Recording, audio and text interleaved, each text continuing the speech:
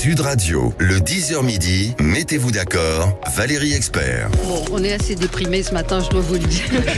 Très pessimiste sur la situation globale de ce pays. Voilà, mais c'est pas nouveau. Pour en parler et pour commenter l'actualité, Andrea Cotarac, bonjour, porte-parole du RN. Jean-Baptiste Moreau, ancien député, ancien agriculteur, consultant indépendant. Ça tombe bien que vous soyez là pour nous éclairer sur ce qui est en train de se passer. On voit que le mouvement se tend très sérieusement. Les jours à venir vont être un peu tendus. Najouel a été docteur en droit public, vous êtes avocate et vous avez publié Laïcité et République, ça tombe bien aussi, puisqu'il va être question d'imam dans cette émission. Et Sophie de Menton, ça tombe bien aussi, toujours chef d'entreprise, présidente du mouvement éthique. Et vous avez une émission maintenant à la télévision sur CNews, Sophie face au patron, on aurait pu appeler ça comme ça. Mais absolument, d'ailleurs, on aurait pu. Mais c'est. Non, parce que la différence, c'est que c'est patron en question et que c'est la seule émission qui existe où c'est deux patrons. C'est moi et un patron. Il n'y a pas de journaliste pour interroger. Et c'est important parce qu'on se parle normalement, on se parle de la réalité du terrain. Il n'y a pas d'accusation implicite du journaliste en posant des questions sur ce qu'on journaliste. Oui. Et donc, c'est assez. Je suis ravie qu'on m'ait confié ça. Bon, très bien. On va commencer. Donc, on va parler évidemment de ce salon de l'agriculture qui ouvre ses portes samedi sur fond de revendications, de tensions.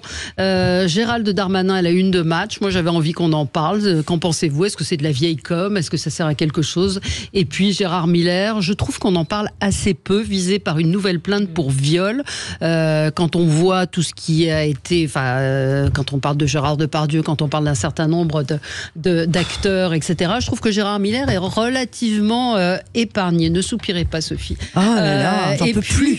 Vous en pouvez plus, sauf que ce que dénoncent ces comédiennes aussi, c'est un état, c'est une situation qui a perduré pendant des années et qu'on peut pas mettre sous le tapis aujourd'hui. Oui, non, mais les femmes sont des saintes et les hommes sont tous des violeurs aujourd'hui. Non, mais il y a eu, on peut pas nier.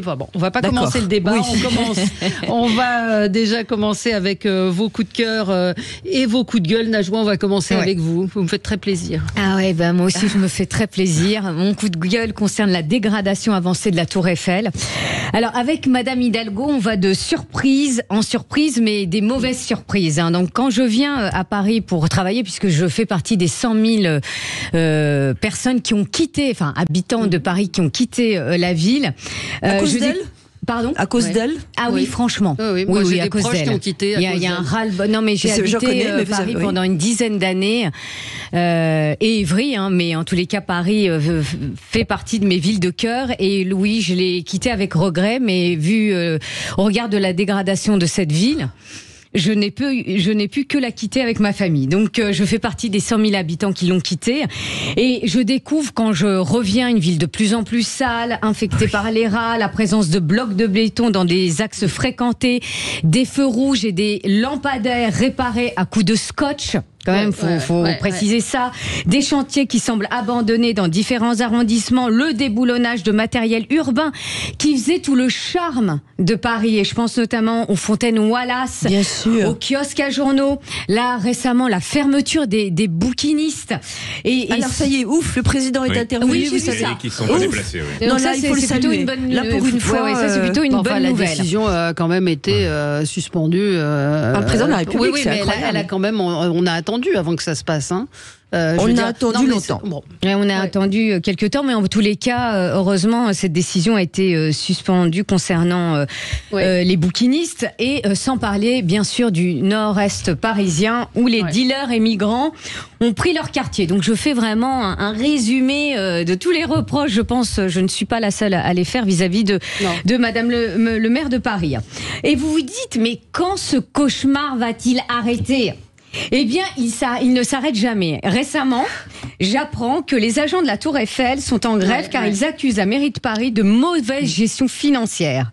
On découvre également au travers de cette grève que j'arrête juste une seconde. Je me demande si c'est pas une société spéciale qui gère la Tour Eiffel. Oui, et c'est une société une société publique qui l'exploite, et la mairie de Paris en détient 99%. Autant dire qu'elle est décisionnaire. Absolument. Et c'est pour ça, vous avez les agents qui travaillent au sein de la Tour Eiffel, qui reprochent une mauvaise gestion financière et qui pointent aussi du doigt le manque de travaux, mais nécessaires pour l'entretien de la Tour Eiffel. Parce que je rappelle quand même, c'était prévu tous les. Oui, c'est ça, tous les 7 ans. Mais c'est parce que la mairie de Paris, de ce que j'ai compris, a décidé de ponctionner une grosse partie du bénéfice de la Tour Eiffel pour boucher les trous de la mairie de Paris, et du coup c'est autant qui sont pas réinvestis dans les travaux de la Tour Eiffel. D'ailleurs, enfin que ce soit des salariés, on devrait l'interdire de gestion, c'est inimaginable. Non, mais que ce soit des salariés qui aujourd'hui disent la Tour Eiffel tombe en ruine, les travaux ne sont pas faits, on marche sur la tête. Je sais pas ce que vous en pensez. Non, mais moi je partage ce qui a été dit dans cette chronique, dans ce coup de gueule. Je pense qu'il faut vider la poubelle de Paris, si j'ai envie de dire, parce que les Parisiens, les Français en général sont un peuple fier. C'est pas pour rien qu'on est la première destination touristique, parce qu'on est fier de montrer notre patrimoine. Paris, c'est un trésor, et y compris la France entière, le pastoralisme, nos sommets, nos rivières, nos littoraux, nos outre-mer. Et à Paris, je constate qu'il y a un véritable déclin. La ville est sale, elle est insécure, comme on dit, pour les touristes. On a une très mauvaise publicité, notamment, j'ai vu ça sur Internet, de touristes japonais qui nous disent mais n'allez pas à Paris, les métros sont sales, il y a des délinquants, il y a des étrangers, il y a des drogués, il y a des vendeurs à la sauvette à côté de la Tour Eiffel. Que dit l'adjoint au tourisme de Madame Hidalgo? Il dit que ça fait partie du décor. Et pourquoi pas demain, le décor, ce sera la délinquance, les dealers, et pourquoi pas des kalachnikovs. Et puis le clochard, ça fait partie du décor aussi. Et vous avez vu ce qu'il répond quand on lui parle d'insécurité à la Tour Eiffel? Il dit oui, certes, mais il faut construire des pistes cyclables autour. C'est une question d'urbanisme, etc. Enfin, c'est lamentable. Mais attendez, ce qui est lamentable, c'est pas ça. Ce qui est très grave, c'est qu'il n'y ait pas de contre-pouvoir. Parce que quand on a un maire qui endette la capitale de la France à ce point-là, 7 milliards de dettes. Oui, et qui est accusé, qui ferme la mairie. Moi, j'ai essayé de porter plainte, entre guillemets, en accord avec les grévistes, fermant les services de la mairie quand il y avait les manifestations, en accord avec les manifestants. Donc, moi, je trouve qu'en France, le vrai problème, c'est l'absence de contre-pouvoir. Comment est-ce qu'on ne peut pas destituer une maire mise sous tutelle? D'ailleurs, il y a des habitants qui ont demandé une mise sous tutelle. Vu le niveau d'endettement, ça serait justifié. N'importe quelle ville de province le serait déjà avec ce niveau d'endettement. Si je puis me permettre, oui, tutelle, etc., on peut en discuter parce que la situation est extrêmement grave. Je pense qu'on est tous d'accord autour de ce plateau. Il y a aussi une question à se poser pour les Parisiens et au-delà pour les citoyens français, c'est d'aller voter aux élections municipales. Parce qu'en réalité, le taux d'abstention à Paris, à Lyon, à Grenoble et dans des grandes villes est absolument... Vous savez pourquoi?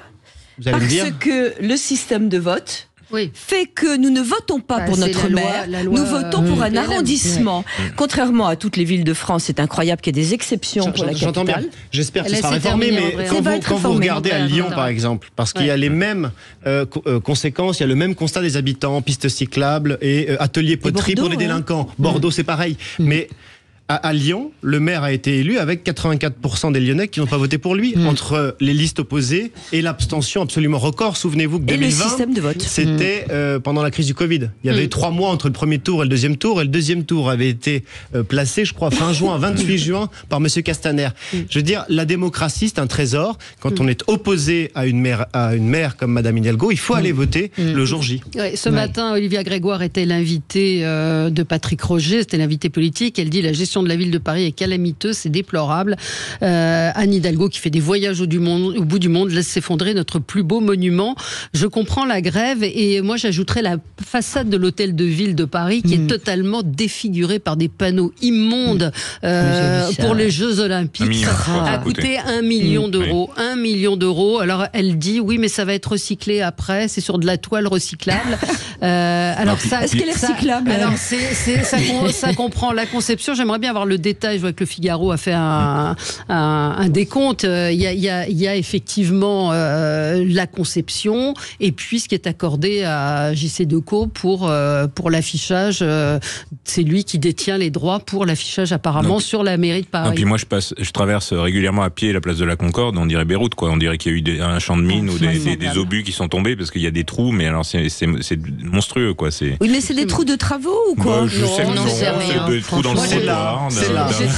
J'ai traversé la place de la Concorde et je me suis retrouvée face à un poteau au milieu de la chaussée parce que la signalétique n'est plus indiquée et que vous avez cet entonnoir vers la rue Royale. Enfin bon, et pour en terminer, moi je pense aux commerçants. Je plains les commerçants parce que quand on va sur la rue de Rivoli, ils ferment c'est terrible. Allez, on se retrouve dans un instant avec vous, vos coups de cœur, vos coups de gueule et puis le salon de l'agriculture évidemment.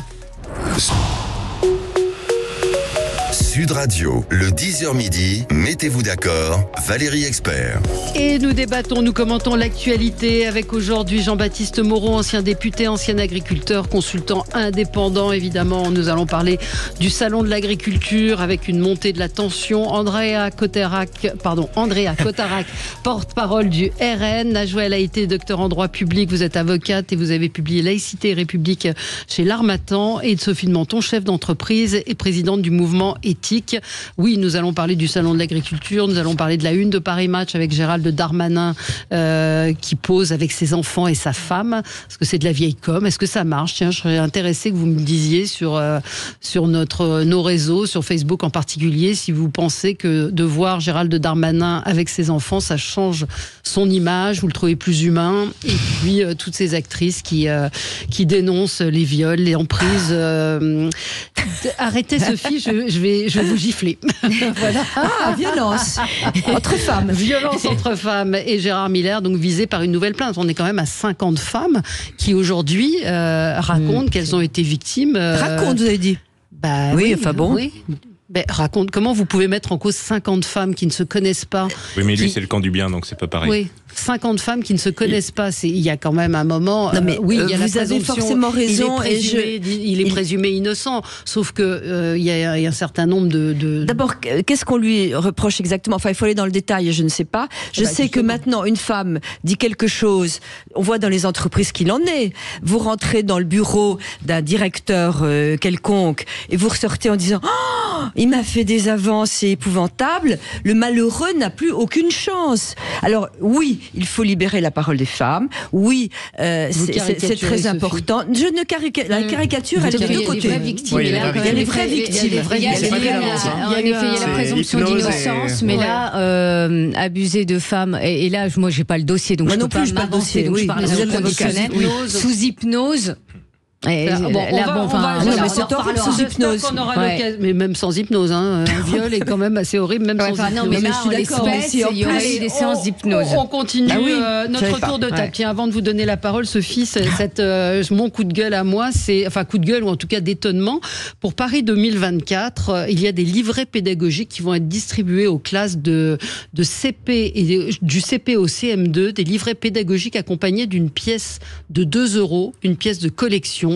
Une pièce commémorative de la monnaie de Paris. Ça va coûter 4 millions. Il y a 4 millions d'élèves qui sont concernés, donc ça coûte 10 millions d'euros. Donc les enseignants sont foudrage en disant mais est-ce qu'il n'y avait pas autre chose à faire? Ça va coûter donc très cher. Ça pose des problèmes de logistique. Est-ce qu'il y a des risques de vol? 2 €.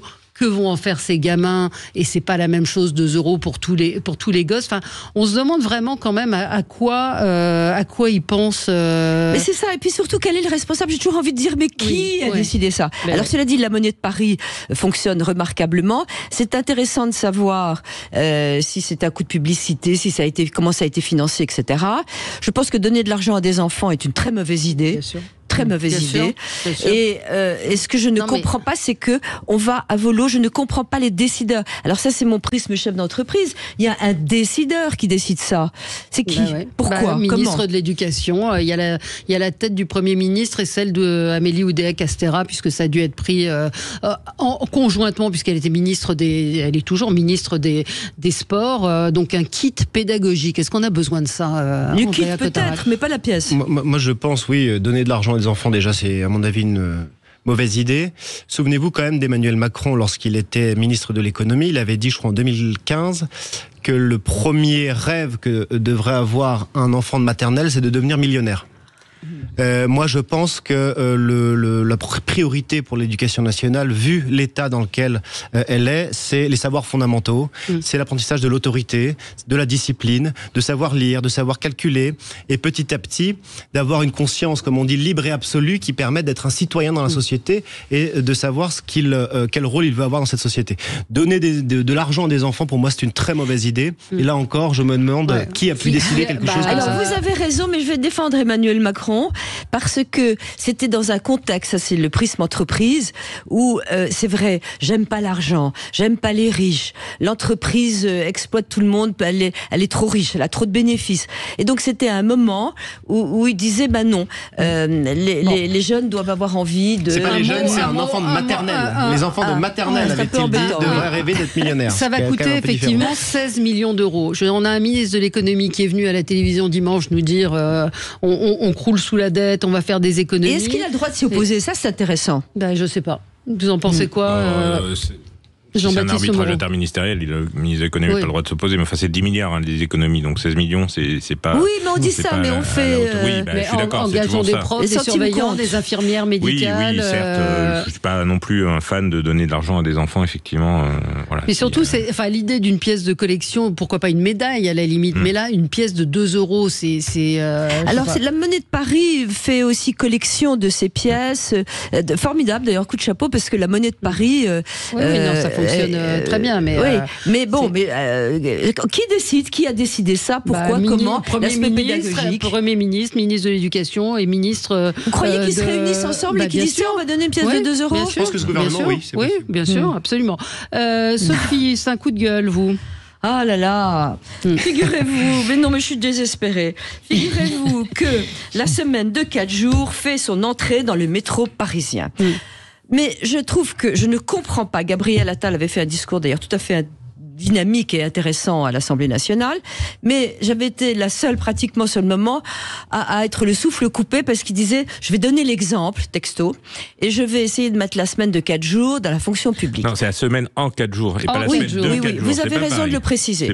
C'est-à-dire que ils vont faire le même travail, donc ils vont gagner la même chose, etc. Sauf que ce sera en 4 jours. Mais la symbolique, vous vous rendez compte de la symbolique ? Ça veut dire d'abord que ce qu'il faut, on peut le faire en 4 jours. Donc on se demande ce qu'ils ont fait le 5e jour, donc il suffit. Ensuite de ça, c'est la symbolique l'objectif, c'est formidable, c'est d'être le moins possible dans l'entreprise. Et ça, c'est un problème majeur. On a déjà eu les conséquences du Covid avec le télétravail, dont tout le monde revient, parce que c'est pas vrai, il y a une équipe, on est ensemble, on a besoin de bosser. Moi, j'ai besoin de mes collaborateurs, ils ont des idées, ils sont formidables, ils m'aident. Et quand je me retrouve au bureau et qu'il y a du télétravail, je suis désespérée. Donc, mon assistant doit m'entendre, parce que... Mais c'est la semaine en 4 jours. C'est la semaine en 4 jours. En 4 jours, ils doivent faire le travail qu'ils font normalement. Oui, alors ils vont travailler 1h15 de plus par jour. Alors d'abord, c'est assez amusant, parce que on demanderait à des salariés de travailler 1h15 par jour de plus, on aurait pratiquement une grève, parce que c'est épuisant. Mais je suis contre. Une auditrice me dit, c'est dire donc faire 35 heures sur 4 jours, ça dépend vraiment des métiers. Elle est femme de chambre, et elle me dit c'est très douloureux, c'est-à-dire augmenter la durée de travail. Et puis au moment où on a les agriculteurs qui n'ont pas de samedi, pas de dimanche, pas de vacances. On est en train de diviser la France et d'inciter. Non mais vraiment, le gouvernement, je m'adresse à tout ce gouvernement, arrêtez d'inciter les Français à bosser moins et à pas être dans leur entreprise. Un mot peut-être sur... Oui, non mais... Je comprends la logique de la semaine de 4 jours, mais effectivement, je suis assez d'accord avec Sophie de Menton. On voit bien les dégâts qu'ont fait le télétravail dans les entreprises, notamment sur l'appartenance à l'entreprise, sur le télétravail is the new RTT. Des fois, c'est ce que je dis, parce que télétravail, le week-end, n'en parlons pas. C'est souvent les vendredis ou les lundis, et c'est, personne va vérifier si les gens sont réellement télétravail dans certains corps de métier. Mais donc c'est un problème de culture, effectivement, et culturel de le travail, c'est mal par essence. Et c'est douloureux, moins on travaille, mieux on se porte. Mais je pense que la crise sanitaire, en effet, comme vous l'évoquiez, a changé vraiment les mentalités. Je le vois, moi. Je veux dire, je suis également patronne. Oui. Et à chaque fois, c'est maître, est-ce que je peux également prévoir du télétravail? Mais évidemment. Sauf que, certes, peut-être une journée ou une matinée, je ne suis pas opposée. Néanmoins, je crois à la synergie, je crois aux échanges. Et vraiment, c'est dévaloriser les salariés de penser qu'ils peuvent être ailleurs. Elle a changé les mentalités parce qu'on vous parle également, après, moi je suis pas contre ça, du bien-être au travail, ça c'est extrêmement important, mais le bien-être au travail, c'est pas travailler moins et moins en faire. Et là, je rencontre en effet de nombreuses exigences par rapport au télétravail, par rapport au fait est-ce que j'ai ci, est-ce que j'ai ça, sans valoriser en effet cette valeur travail. Mais là, l'idée d'avoir 3 jours de congé et de travailler peut-être plus concentré sur 4 jours. Pourquoi pas? Psychologiquement, c'est pas du tout évident. C'est pas du tout évident parce que c'est 3 jours. D'abord, c'est pas 3 jours de congé, justement. Justement, il y a un jour télétravail, on travaille. Non, mais là, la semaine on parle pas de la semaine de 4 jours. C'est pas la même chose. C'est la semaine en 4 jours. C'est pas la semaine de 4 jours. C'est différent. Je pense que c'est la semaine en 4 jours. Ça dépend effectivement du corps du métier. Oui, bien évidemment, vous n'allez pas dire un agriculteur, vous allez faire ça en 4 jours. Évidemment que non, il travaillera le dimanche et les jours fériés. Les vaches sont pas traites. Là, vous avez parlé de la crise sanitaire et du télétravail qui effectivement a bouleversé l'organisation, notamment des entreprises. C'est une évidence et on y revient. Vous avez tout à fait raison. Je pense qu'il y a une autre crise, c'est la crise de l'inflation, c'est-à-dire que le travail est dévalorisé parce qu'aujourd'hui, les gens travaillent dur, ils veulent travailler dur, ils veulent gagner de l'argent. Je prends par exemple la restauration. Vous avez un manque de serveurs, on approche les Jeux Olympiques, on approche avec une demande très forte. Mais si vous avez un 13e mois, si vous payez bien vos serveurs, etc., bien sûr qu'il y a énormément de gens qui travailleront le samedi et le dimanche s'il le faut. Ouais. Encore faut-il que le travail mérite salaire. Oui. Moi, j'ai l'exemple d'un restaurateur qui est au fin fond de la Creuse, qui donne de l'intéressement à ses salariés, et il a aucun souci pour recruter des serveurs, même en pleine saison l'été. Encore faut-il une auditrice me dit augmenter la journée de travail de 1h15 avec les temps de transport en supplément dans la région parisienne pour les gens qui travaillent encore 39 heures, ce sera l'enfer.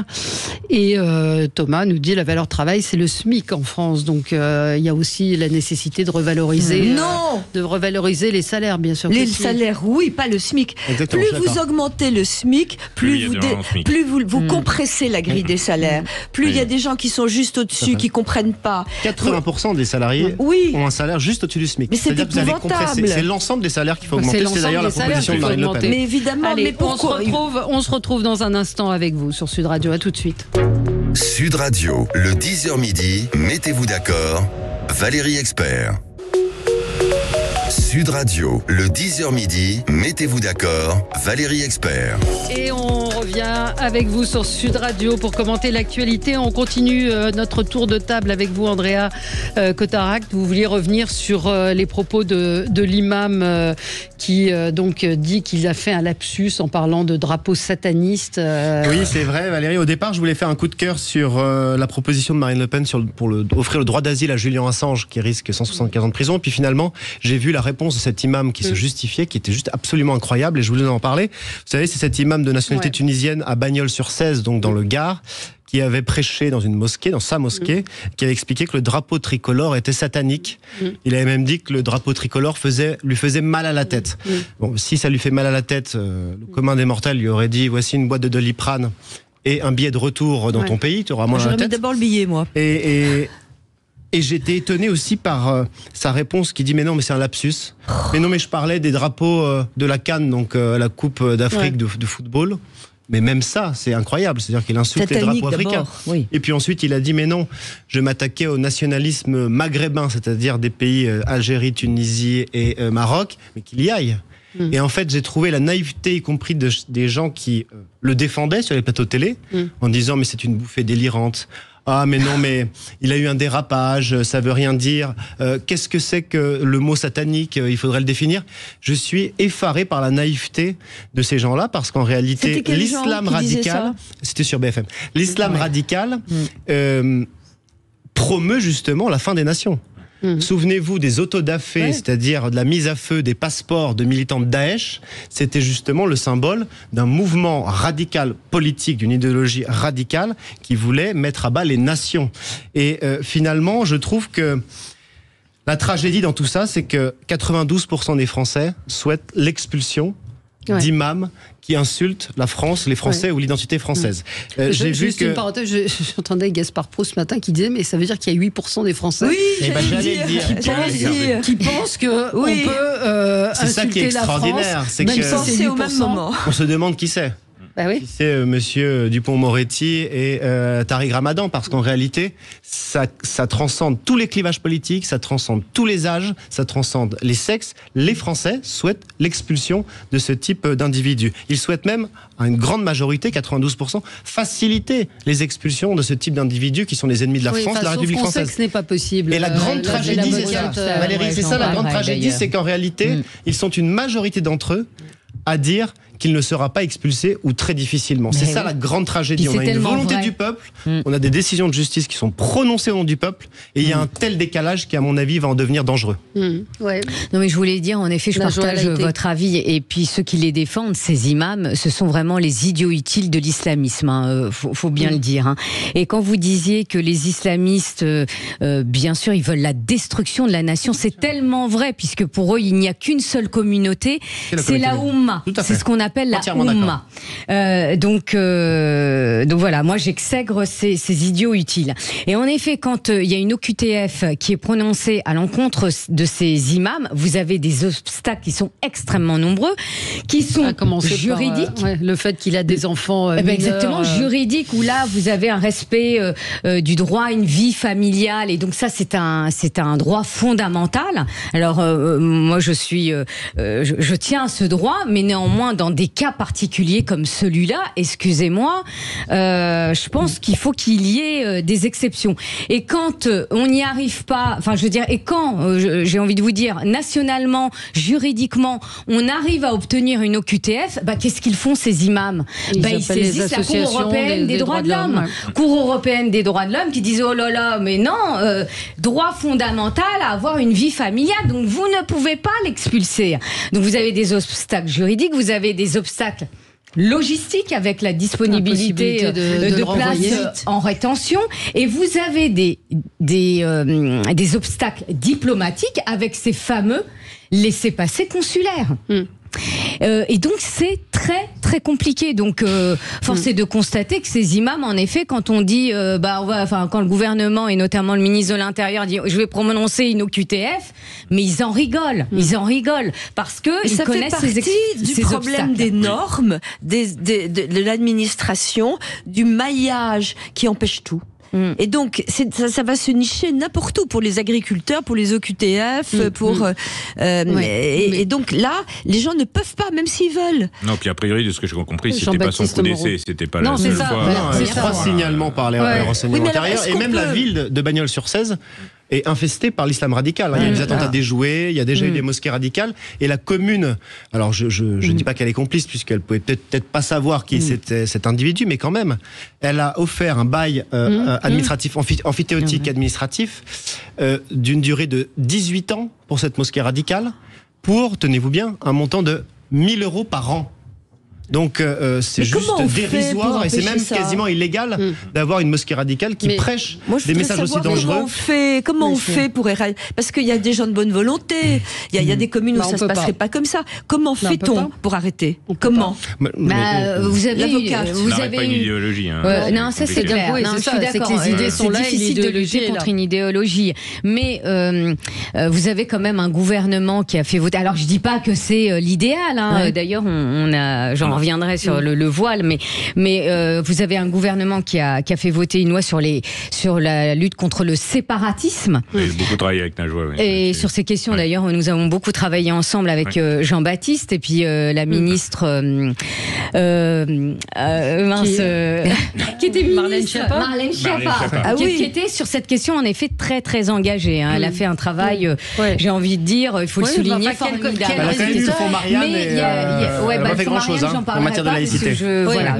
Quel résultat et quelles conséquences? Je veux dire, quand Gérald Darmanin, il sait très bien, quand il dit j'ai saisi le préfet pour qu'il soit expulsé, il le sait très bien que c'est pas possible. Alors il y a plus de moyens de contrôle. Oui, il y en a quand même plus. Ah oui, il y a plus de moyens de contrôle sur les associations cultuelles et notamment d'où viennent les fonds.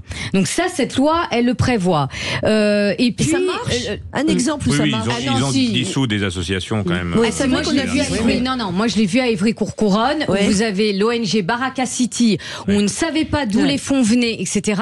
Là, avec la préfecture, la mairie a réussi à fermer définitivement. D'ailleurs, le ministre de l'Intérieur, Gérald Darmanin, a demandé la dissolution de cette ONG et il l'a obtenue. Donc elle n'existe plus à Évry-Courcouronne. C'est juste un mot, c'est qu'à mon avis, Marine Le Pen, je vais défendre un truc, mais Marine Le Pen avait proposé une loi complète, pour le coup, qui a été rédigée par Jean-Paul Garot, qui était ancien magistrat, pour s'attaquer aux idéologies totalitaires, notamment l'islamisme, à tous les étages. Parce qu'il y a 150 mosquées effectivement radicales, il y a 20 000 personnes fichées S, mais il faut y aller à tous les étages. Je prends un exemple. Si vous vous prenez en photo, parce que vous allez faire le malin, ce qui se passe aujourd'hui dans les quartiers avec un islamiste, derrière, vous allez avoir des contrôles fiscal, contrôle sanitaire, si vous êtes un restaurateur. On ne va pas vous lâcher. Il faut s'attaquer fondamentalement jusqu'aux racines à cette idéologie, parce que oui, elle existera toujours, mais je préfère qu'elle existe en Égypte ou en Afghanistan plutôt que sur notre territoire. Il n'y a pas de fatalité. D'ailleurs, je rebondis là-dessus. Souvent, le débat qui revient comme un serpent de mer, c'est faut-il interdire le salafisme?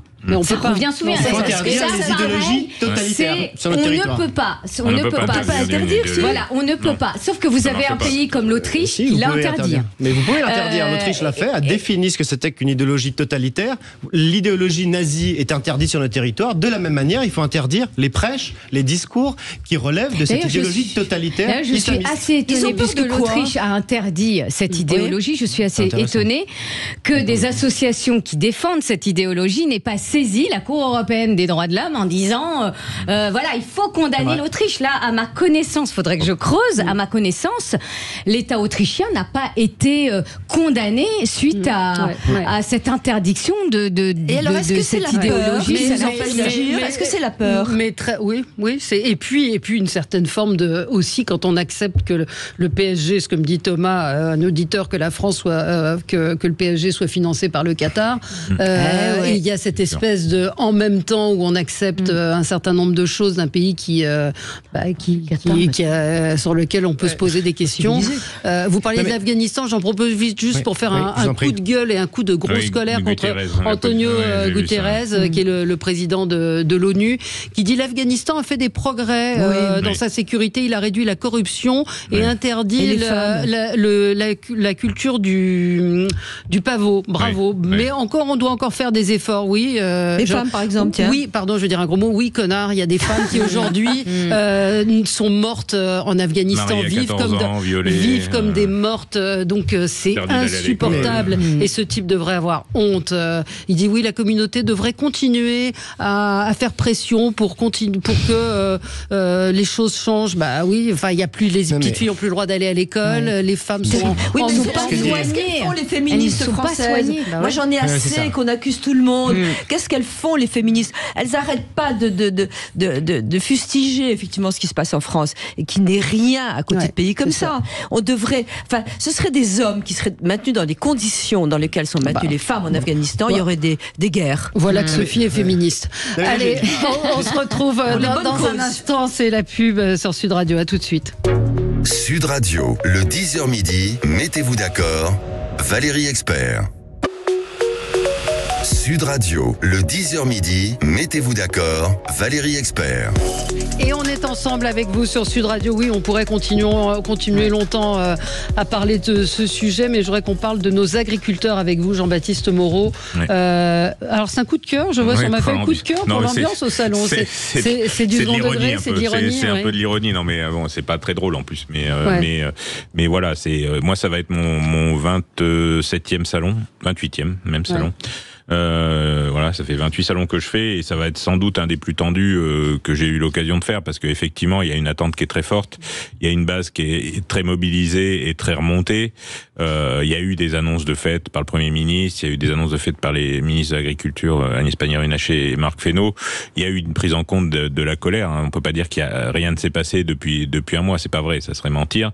Il y a des choses qui avancent, mais la détresse est telle et elle remonte à tellement longtemps que je sais pas bien en vérité. Et parce que pour échanger régulièrement avec le président de la République, quand il me demande qu'est-ce qu'il faut pour tout calmer, je sais, il n'y a pas de mesure, je pense, magique. Et pour tout calmer, je pense qu'il faut qu'il développe samedi matin une vision globale à moyen et à long terme de l'agriculture. C'est ce qui lui manque à l'agriculture aujourd'hui, parce que le monde agricole et l'agriculture, c'est un métier de temps long. C'est-à-dire que on retourne pas l'orientation de son exploitation agricole en 6 mois ou en 1 an. Il faut 10 ans. Donc il faut que l'agriculteur soit capable de se projeter à 10 ans, à 20 ans sur qu'est-ce qu'on veut faire de notre agriculture. Est-ce qu'on veut continuer à ce qu'elle produise l'alimentation pour nos concitoyens, ou est-ce qu'on veut juste que ce soit des jardiniers de l'espace et de l'environnement et juste l'entretien des espaces verts.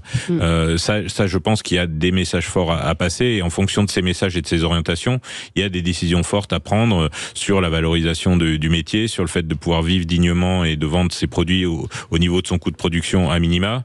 Voilà, il y a un certain nombre de choses. Donc je sais que aujourd'hui il y aura un débat en tout début de salon avec autour de 200 personnes, mais justement pas des responsables professionnels, mais des gens plutôt de la base, pour justement qu'il y ait une discussion franche et ouverte. Et le président est plutôt bon dans l'exercice et il connaît plutôt très bien les sujets. Est-ce qu'ils vont être dupes, les agriculteurs? On voit la colère. Bah si, parce que c'est des annonces, et eux ne voient pas les... Non, mais après, il y a les aides qui vont être versées au 15 mars, la totalité. Il y a un certain nombre d'engagements qui ont été pris et qui seront tenus et qui sont déjà tenus sur les consultations en préfecture, sur les normes et tout ça. Mais effectivement, il n'est pas question de faire que du blabla. Il va falloir qu'il y ait des annonces et qu'il y ait des choses concrètes qui avancent. Qu'est-ce qu'ils veulent les agriculteurs? Il y a un plan notamment sur l'élevage qui va être annoncé, je sais, samedi matin, complémentaire de ce qui a déjà été annoncé par le président de la République. Alors je sais pas si il l'annoncera en début ou si c'est au cours des discussions, mais il y a des choses. Il y a des filières spécifiquement qui sont spécifiquement sinistrées. Je pense aux filières d'élevage que je connais bien parce que je suis moi-même éleveur, bovin viande, qui sont dans des situations de crise structurelle depuis presque 30 ans. Mais alors comment vous expliquez la colère des agriculteurs, c'est-à-dire qu'ils ne soient pas satisfaits? Vous vous dites c'est formidable, on leur a donné plein de trucs. Non, c'est pas du tout ce que j'ai dit. Ne croit en une annonce. Non, mais c'est pas du tout ce que j'ai dit. J'ai pas dit que c'était formidable les annonces. J'ai dit qu'on n'était pas encore au bout du chemin et qu'il y avait eu des annonces de fait, mais il y a encore du boulot à faire. Oui, mais ils ne sont pas contents. On voit que les agriculteurs ne sont pas contents. Ils disent on n'a pas été entendus. Donc vous nous dites qu'il y a des choses qui ont été faites. Non, il y a des choses. Il y a des choses qui ont été faites. Ils ont été entendus. Maintenant, les revendications, elles varient de tout à n'importe quoi. Donc il faut que ça se structure. C'est le boulot des syndicats, que ce soit la FNSEA, la Coordination rurale, Confédération paysanne, ont exprimé un certain nombre les 3 syndicats principaux agricoles avec les jeunes agriculteurs, les 4, ont exprimé des attentes. Il faut que l'exécutif maintenant réponde à l'ensemble de ces attentes. Mais le projet de loi d'orientation agricole, il va pas se voter en 15 jours. Il arrive, ils se sont engagés à ce qu'il soit voté avant l'été. Et c'est un projet de loi d'orientation agricole, il faut qu'il donne des grandes orientations, c'est ce que je disais tout à l'heure, à moyen et à long terme, sur la vocation productrice et productive de l'agriculture. C'est pas un gros mot, parce qu'on nous accuse souvent, et moi en premier, d'être un sale productiviste. Je suis désolé, moi c'est pas une insulte pour moi d'être productiviste. L'agriculteur, il se lève le matin, pas pour respecter un cahier des charges et des normes, mais pour produire l'alimentation pour ses concitoyens. Et son but, c'est pas de toucher des primes pour vivre, c'est de pouvoir vendre les produits au juste prix et en fonction de l'effort qu'il fait pour le produire. Alors, pardonnez-moi, mais on a une commission à éthique ruralité et entreprise, parce que c'est toute la ruralité qui est en cause. Il faut des entreprises, d'ailleurs, à la campagne, entre guillemets, partout. Il faut développer économiquement ça. Alors, il y a 2 raisons à ça. Premièrement, plus personne ne croit en une annonce. Plus personne ne croit. Ils peuvent dire tout ce qu'ils veulent, les malheureux. Ils n'y croient pas. Je pense que la seule chose qu'il faille faire, c'est arriver en disant, voilà, ça s'est passé tel jour à telle heure, c'est en cours, ça va être concrètement actif à telle date. On ne croit plus au discours.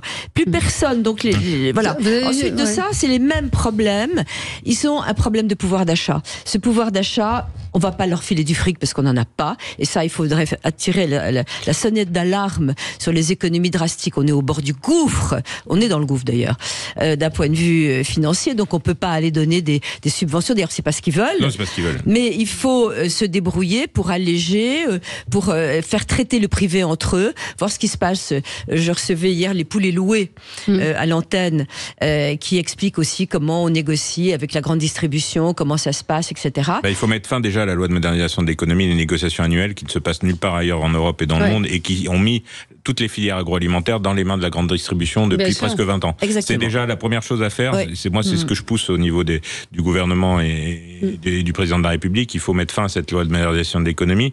Moi, j'avais essayé de le faire en 2018 dans la loi Egalim parce qu'elle est contraire justement. Les deux lois se contredisent. Donc c'est pas possible d'avoir deux lois qui se contredisent l'une l'autre. Et donc forcément, elles sont inefficaces toutes les deux. Donc il faut mettre fin à la LME, ce que j'avais essayé de faire en 2018. Je m'étais pris des volets de bois vert par Bercy à l'époque, mais parce que à l'époque c'était la loi de modernisation de l'économie, elle avait été mise en place sous Sarkozy à l'époque, en fin des années 2000, et ça c'est déjà la base. Il faut arrêter de mettre toutes les filières dans la main de la grande distrib qui ne sait préserver qu'un seul pouvoir d'achat, celui de ses dirigeants. Comment on n'est pas intervenu, il y a eu des annonces de fait, il y a eu des choses. Mais il y a des sanctions. Mais où est le résultat de l'annonce? Alors Andrea. Oui, tout à l'heure, on parlait de travail, de la valeur travail. Je pense que les agriculteurs, c'est ce qu'ils souhaitent. Vivent de leur travail. Alors on parle des subventions, etc. Mais à la base, ils souhaitent vivre de leur travail et Dieu sait s'ils travaillent H24, 7 jours sur 7. Mais les annonces, personne n'y croit, parce qu'on a eu la première annonce, on a dit c'est fini, ils ont dû en faire une deuxième, parce qu'en fait les agriculteurs n'étaient pas satisfaits, puis une troisième salve d'annonces. Moi je pense que le problème de l'agriculture française, il est structurel. Ce sont des problèmes relatifs aux normes à Bruxelles, notamment des traités de libre-échange. Monsieur Attal dit c'est fini le Mercosur, le traité de libre-échange avec l'Amérique latine, l'Amérique du Sud. Finalement, à Bruxelles, on dit non, c'est pas du tout fini, on continue les négociations. Et d'ailleurs, il y aura un accord. Donc, on va importer des produits qui ne respectent pas les normes qu'on impose à nos agriculteurs. Donc, on les mettra en concurrence avec eux. Je regardais hier encore, la Commission européenne a prolongé cette dérogation pour abaisser les barrières douanières pour les poulets ukrainiens. L'Ukraine qui est en guerre, l'Ukraine qui a un salaire moyen inférieur aux salariés chinois. Donc on met en concurrence nos agriculteurs français avec ça. Vous avez une concurrence déloyale au sein même de l'Union européenne, pour la cerise par exemple, la cerise espagnole, où ils utilisent certains entrants produits qui sont interdits qui sont interdits en France. Donc, si vous voulez, ces problèmes-là, ils sont structurants et au bout de la chaîne, on a finalement une rémunération qui est moindre pour nos agriculteurs. Sachez qu'un agriculteur sur 3 gagne seulement 350 € par mois. Je veux dire, c'est intolérable. La souveraineté agricole, c'est un enjeu du 21e siècle. Vous parlez du Qatar. Le Qatar, aujourd'hui, a compris que l'agriculture et la souveraineté alimentaire, c'était très important. Ils sont en train d'acheter des terres agricoles dans les pays de l'Est. Mais l'Arabie Saoudite a déjà acheté un grand nombre d'exploitations en Roumanie. L'agriculture chinoise se protège. L'agriculture américaine se protège. Il n'y a que chez nous, on a un record de traités de libre-échange. Je crois qu'il y en a 42 en Union européenne, c'est un record mondial. À un moment donné, il faudrait se réveiller, protéger nos agriculteurs. Juste vous dire quand même, si on écoute alors vous allez me dire la Confédération paysanne, Gaspard Manès, il répond en parlant des annonces du gouvernement, j'ai un sentiment de spectacle. Nous sommes dans une société de spectacle. Donc lorsque nous sommes dans une crise spectaculaire, le gouvernement se doit faire des annonces spectaculaires, à voir maintenant si les récentes annonces seront suivies des faits et si elles seront appliquées et porteuses. Najwa. Non mais moi je pense que les agriculteurs ont été entendus par le gouvernement, mais simplement ils s'impatientent. C'est-à-dire à quel moment on passe aux actes. Mais je rejoins Jean-Baptiste Moreau quand il dit ça se fait pas non plus d'un coup de baguette magique. Donc faut du temps pour notamment faire voter les lois en conséquence, les budgets qui vont avec, etc. D'ailleurs j'ai noté la date du 15 mars pour le versement des 400 millions, c'est ça, d'euros. Mais ils ont aussi besoin de clarification. Et vous le disiez, notamment concernant l'accord de libre-échange Mercosur, est-ce que les négociations s'arrêtent, sont annulées ou qu'elles sont simplement suspendues. Là, on ne sait pas vraiment. La Commission a répondu, elle a dit ça, on continue. D'accord, en tous les cas, voilà. Et puis vous avez des agriculteurs qui sont lourdement endettés parce que là encore, vous parliez de concurrence. Une année blanche. Oui. Alors ça, c'est une demande de la coordination rurale. L'année blanche, ça équivaut à reporter en fin de prêt les annuités d'une seule année. Bon, j'en ai déjà connu, moi, c'était en 2014 ou 2015, je me souviens plus, une année de sécheresse où il y a eu ça. Honnêtement, ça résout pas grand chose. C'est juste un décalage de trésorerie, c'est pas forcément ça qui est le plus structurant, et d'ailleurs, les autres syndicats reprennent pas cette demande, globalement. Mais ce qu'il faut savoir, c'est ce que je disais, et je l'ai déjà dit à ce micro en plus, c'est expliquer, comme certains le font, les écolos ou autres, qu'on va produire uniquement en Europe ce que les consommateurs européens consomment et qu'on va finalement couper l'Europe du reste du monde au niveau agricole et alimentaire, c'est inhumain, c'est irresponsable, c'est idiot, je sais pas comment il faut le qualifier. À l'époque où la Chine et la Russie sont en train de s'armer au niveau de leur puissance agricole, que vous avez avec le réchauffement climatique un certain nombre de pays du pourtour méditerranéen qui ne pourront plus produire l'alimentation pour leurs concitoyens. Expliquer que vous allez les mettre pour leur alimentation dans les mains de la Chine et de la Russie parce que l'Europe s'en tamponne et qu'elle veut faire de l'environnement et qu'elle veut arrêter de produire, c'est criminel. C'est tout simplement criminel. Et d'un point de vue géopolitique, c'est totalement irresponsable. Il y a juste un petit problème que je voudrais soulever, parce que effectivement les écolos sont un drame pour l'écologie aussi et pour tout, mais il y a quand même une question. Un État responsable doit veiller à ce qu'on soit pas les produits phytosanitaires, et les désherbants, etc. C'est un vrai problème. C'est traité globalement. On a par exemple les producteurs de betteraves qui font plus de betteraves parce qu'on a empêché un produit nécessaire et du coup, et qui l'importe, etc. Mais là aussi, il faudrait absolument avoir des scientifiques qui disent ce qui est vraiment très dangereux. Et c'est déjà ce qu'on a fait. On a supprimé depuis une dizaine d'années tous les produits qui sont classés CMR1, CMR2, c'est-à-dire cancérogènes, mutagènes, reprotoxiques. Ils sont quasiment tous supprimés déjà, les plus dangereux, suite à des avis d'ANSES et autres. Ce qu'il faut surtout, c'est qu'ils soient supprimés au niveau de l'intégralité de l'Europe et qu'on soit en capacité d'imposer aux produits qui rentrent en Europe les mêmes normes, c'est-à-dire les mêmes interdictions. Les poulets ukrainiens, il faut mettre les poulets ukrainiens. Chez nous, quand vous faites un poulailler de 25 000 poulets, c'est tout un scandale. Vous avez 4 ONG qui montent des dossiers, vous en avez pour 3 ans avant de le mettre en place. Eux, c'est 250 000 poulets, la taille moyenne du poulailler. C'est pas 25 000. Donc on est sur une situation totalement ubuesque aujourd'hui où il va falloir faire du protectionnisme. Il faut pas enfin c'est pas un gros mot, de façon intelligente, faut pas faire n'importe quoi parce que l'agriculture française et européenne, elle a aussi besoin d'exporter. Enfin, je veux dire, toutes les filières agricoles aujourd'hui sont intrinsèquement conçues pour exporter une partie de leur production. On est parti très loin du salon de l'agriculture. Non, mais c'est pas. Oui, mais c'est le cœur du sujet. C'est le cœur du sujet. C'est le cœur du sujet. C'est vraiment le cœur. Les distorsions de concurrence, c'est le cœur du sujet, le cœur des récriminations des agriculteurs. On va y revenir dans un instant avec vous sur Sud Radio. Sud Radio, le 10h midi, mettez-vous d'accord, Valérie Expert. Sud Radio, le 10h midi, mettez-vous d'accord, Valérie Expert.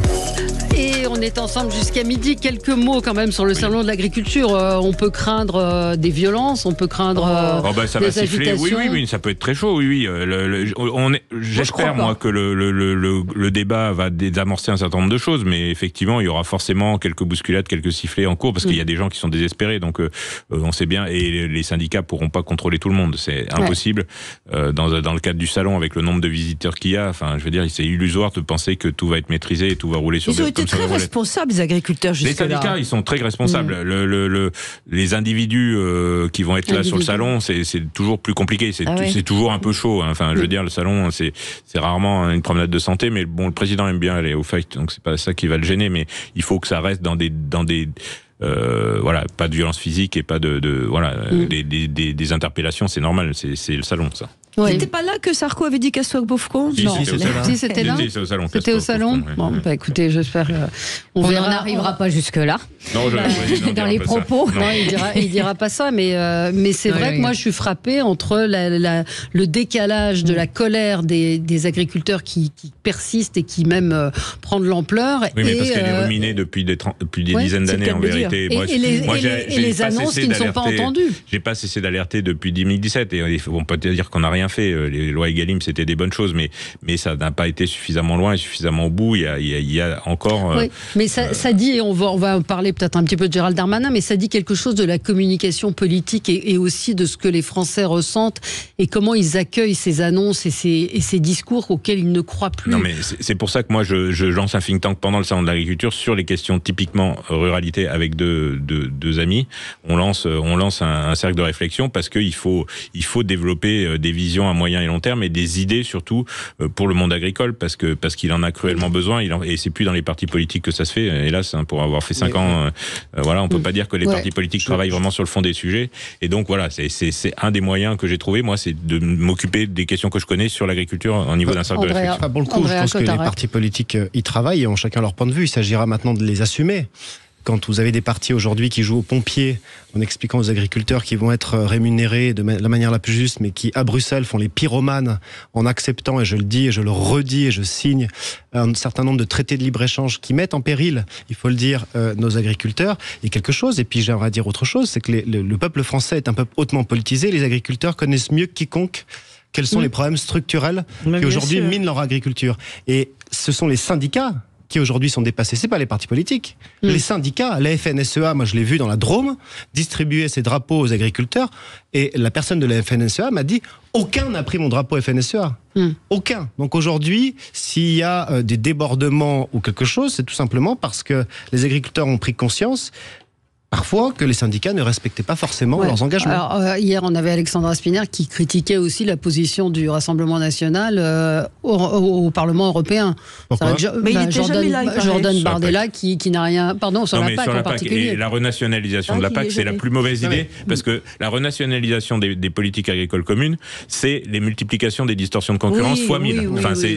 C'est la foire d'empoigne la plus totale, c'est le retour à la situation antérieure aux années 90, antérieure à l'euro et tout ça, où c'était du grand n'importe quoi, avec des dévaluations de monnaie, avec des trucs du genre. Je pense qu'il ne faut pas aller jusque-là. Je pense que sur la PAC, le premier des problèmes, les agriculteurs le savent, c'est que, tenez-vous bien, 80% des subventions de la PAC sont captées par seulement 20% des exploitants. Ça, c'était vrai avant 2015, c'est plus vrai. Parce qu'il y a un certain nombre de critères, alors je rentre pas dans le détail technique, mais notamment on donne des subventions en fonction de la taille des cheptels, on donne des subventions en fonction de la taille des propriétés et des exploitations.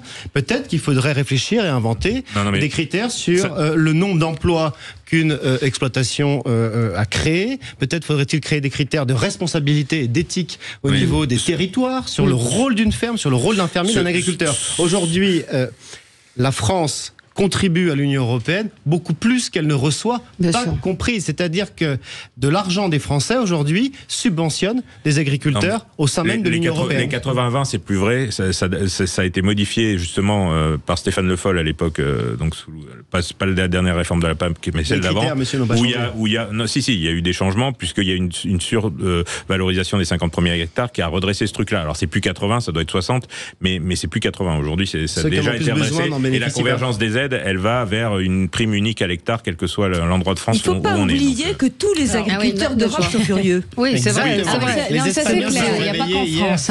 Mais moi, enfin, là où je me pose beaucoup de questions, c'est qu'à un moment, on a un double discours.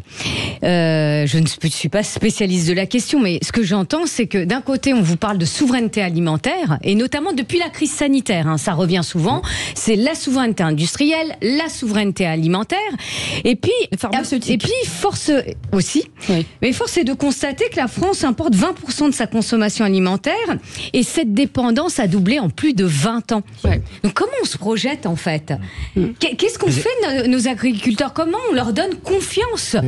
Et ça, c'est une réponse qu'ils n'ont pas aujourd'hui. C'est pour ça que moi, je prétends pas avoir toutes les réponses, bien évidemment, et le Rassemblement national non plus. C'est pour ça que Marine Le Pen a proposé une commission d'enquête à l'Assemblée nationale sur les raisons et les responsabilités d'une perte de souveraineté en matière agricole. Comme ça, on pose tout à plat et on voit quelles sont véritablement les raisons qui ont créé le déclin français. Bon, je voudrais qu'on dise quelques mots de cette une de Paris Match, de cet entretien accordé par Gérald Darmanin à Laurence Ferrari. Gérald Darmanin qu'on voit dans son bureau avec son fils, en train de jouer avec son fils. Ça rappelle évidemment cette image de Nicolas Sarkozy, également avec le petit Louis, également à Beauvau. Et puis évidemment la référence à John Kennedy et cette photo désormais célèbre du petit garçon de John jouant sous le bureau. À quoi ça sert? Enfin, c'est des grosses ficelles quand même, non? Vous en pensez quoi, Jean-Baptiste Moreau? Je suis pas certain que ça convainc qui que ce soit aujourd'hui. Déjà, la vie privée des politiques, je trouve qu'elle est déjà bien trop étalée globalement par rapport à ce qu'elle devrait, parce que c'est à la limite, on s'en fout un peu, la vie privée des politiques. Ce qui est important, c'est les décisions qu'ils prennent et le travail qu'ils font.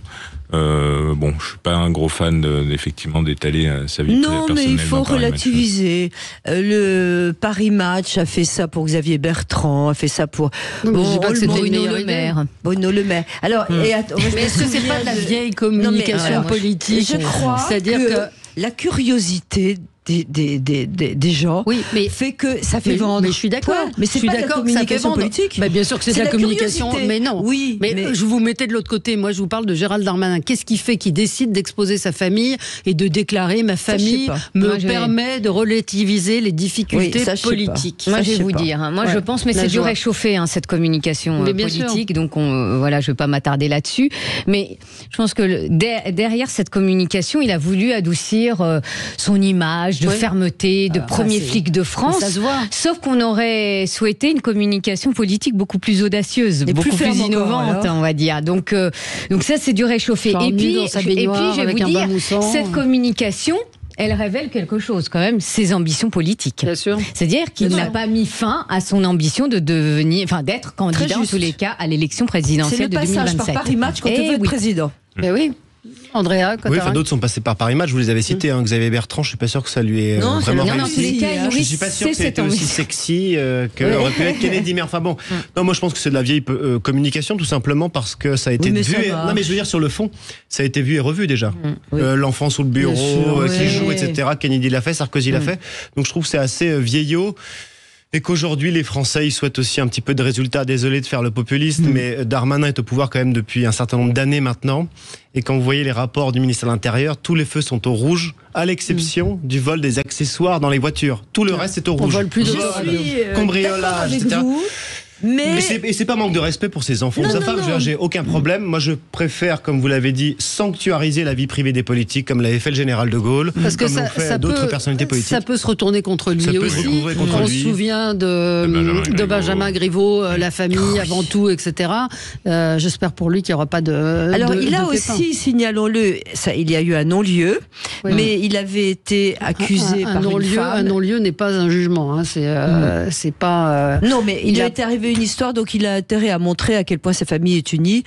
Même si vous pensez que les gens sont dupes, c'est ma question. Non, mais la question est, je crois que les gens ne sont pas dupes et les gens aiment bien. Il y a une curiosité. Je crois qu'ils savent très bien que ça n'a rien à voir avec la politique et les résultats. Je ne vous parle pas de ce côté-là. Je peux comprendre la curiosité. Je vous parle de l'autre côté, moi, de la communication de Gérald Darmanin. Ah oui, ça, c'est-à-dire cette décision qu'il prend d'aller dans Paris Match. C'est la question que je vous pose. Marine Le Pen, elle le ferait ou pas? Est-ce qu'elle a jamais? Marine Le Pen, je pense qu'elle a apprécié Karine Le Marchand, parce que ça restait politique, ça restait bienveillant. Là, c'est autre chose, Paris Match, parce que c'est pas une interview, c'est une mise en scène photographique dans le bureau de Monsieur et Fillon Darmanin devant son château avec son pique-nique, c'était très mauvais. Bon, ça va peut-être satisfaire les lecteurs de Paris Match, certainement, mais je suis pas sûr que les Français aujourd'hui, dans la situation dans laquelle ils sont, la question, c'est est-ce que ça sert à quelque chose? Pour l'avoir vécu moi-même, je veux dire, dans Paris Match, vous avez été dans Paris Match? J'ai fait Paris Match en 2017, effectivement, double page avec mes vaches, mais pas avec vos vaches, avec ma femme. Effectivement, quand j'étais désigné candidat aux législatives, effectivement, j'ai fait une double page dans Paris Match. C'est un titre de gloire que je revendique. Ou rien. Enfin, j'ai gagné 2017, mais j'aurais peut-être gagné sans les double pages dans Paris Match. Mais non, ce que je veux dire, c'est que les familles des politiques, elles souffrent déjà suffisamment pendant les mandats. Je pense que même pour eux, exposer sa famille, c'est rarement une bonne idée. Les enfants. Bon, on n'a pas eu le temps de parler du cas Gérard Miller et demain on en reparlera puisqu'il y a les Césars et que Judith Godrèche a décidé de prendre la parole. Et donc, vous voyez, une auditrice me dit j'espère que Sophie de Menton sera là pour qu'on puisse la recadrer sur le cas Miller. On en parlera. Me recadrer. Moi, ce qui m'intéresse beaucoup, ça va être l'accueil qu'on va réserver à notre Rachida Dati, nouvelle ministre de la Culture. Et pour elle, c'est difficile. Hein. Ouais. C'est pas évident. Ouais. Merci à vous. Dans un instant, c'est Alexis Poulain qui sera avec vous en lieu et place d'André Berkoff qui est souffrant. Voilà, on lui souhaite un prompt rétablissement et on se retrouve nous demain. Retrouvez Sud Radio Parlons Vrai à Lyon sur 105.8 FM.